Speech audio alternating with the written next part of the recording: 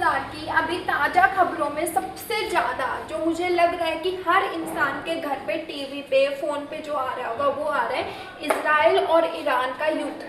अब युद्ध तो उन दो कंट्रीज़ के बीच में होने लग रहा है, पर इसका असर भारत की अर्थव्यवस्था पे तो ज़रूर पड़ेगा। तो आज हम देखते हैं कि उनका जो इजराइल का युद्ध का असर है वो कैसे पड़ रहा है। पहला, कच्चे तेल की कीमतों पर उछाल।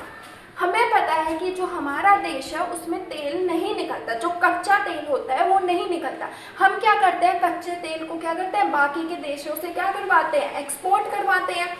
तो 85% हमारे देश में 85% जो तेल है वो क्या होता है, एक्सपोर्ट होता है उन कंट्री से। लेकिन ब्रेंट क्रूड की कीमतों में क्या हो गया, वो 8% तक उछल गई है। मतलब कि उनकी जो प्राइस वैल्यू है वो 8% तक उछल गई है, जो कि हमारे लिए कहीं ना कहीं दिक्कत की बात है। क्योंकि उन्होंने क्या कर दिया है, जो भी लाइन थी या फिर जो भी मार्ग था आने का, उन्होंने ईरान और इजराइल ने क्या कर दिया है, वो बंद कर दिया है युद्ध के कारण।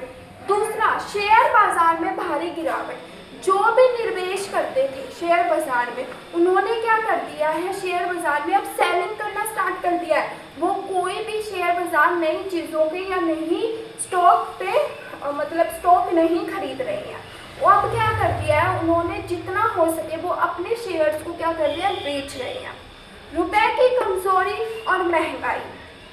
हमारे भारत में सबसे ज़्यादा जोर जो दिया जाता है वो महंगाई पे ही दिया जाता है। अब युद्ध के कारण हर देश में जितने भी वर्ल्ड वॉर 1 हुआ था, वर्ल्ड वॉर 2 हुआ था, उसमें भी क्या है, उसके जितने भी युद्ध खत्म होते हैं या चल रहे होते हैं उससे महंगाई बहुत ज़्यादा बढ़ जाती है और ये कहीं ना कहीं सभी देशों को नुकसान होता है। चौथा, व्यापार मार्गों में बाधा। अब क्या कर दिया, मैंने पहले ही आपको बता दिया कि इजराइल और ईरान ने युद्ध के कारण जो भी अपनी सेवाएं थी सिविल लाइन की और रेड सी, अब उन्होंने रेड सी के मार्ग भी क्या कर दिए हैं, बंद कर दिए हैं। अब अभी ना जो हमारा तेल आता था, जो भी हमारा एक्सपोर्ट का सामान आता था, वो मोस्टली कौन से, ओशियन के मार्ग से आता है। लेकिन अब जब उन्होंने बंद कर दिया है तो ये हमारे लिए कहीं ना कहीं चिंता की बात हो चुकी है।